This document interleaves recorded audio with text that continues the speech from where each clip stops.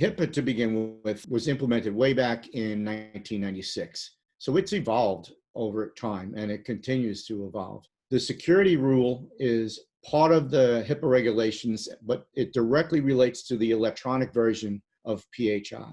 So PHI is protected health information, things such as your medical history. So the HIPAA security rule covers 18 standards, and these standards need to be addressed by any entity that's considered a covered entity, one that deals with protected health information. That covered entity needs to decide on what securities to use. And they have to do that based on a number of factors, including the size, the complexity, cost, and the risk to their environment as it relates to that PHI.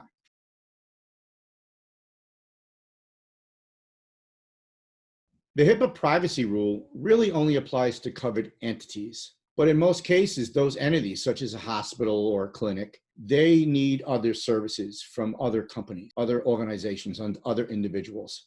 So when the services of others requires the covered entity to disclose PHI, or if that service organization needs to use the PHI, they become or are considered business associates.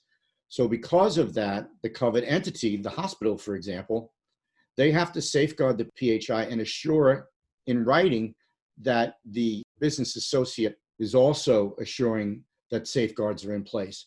And that writing instrument is commonly called the BAA, or the Business Associate Agreement. So it's a legal document that's signed between the covered entity and the service organization, otherwise known as the business associate.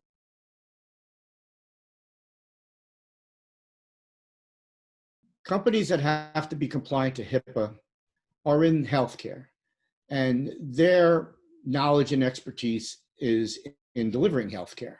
So they don't necessarily have the experience and wherewithal, skill sets, technology to provide cybersecurity that is required for HIPAA.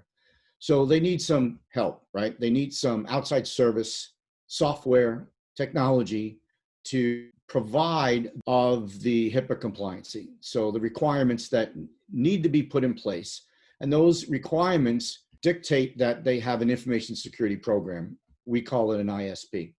And an ISP is based on frameworks, cybersecurity frameworks, such as the NIST 853 and or ISO 27001 and 2. So for companies that need to meet the HIPAA compliancy, they need MSSPs to help them adapt and implement these frameworks and implement an information security program.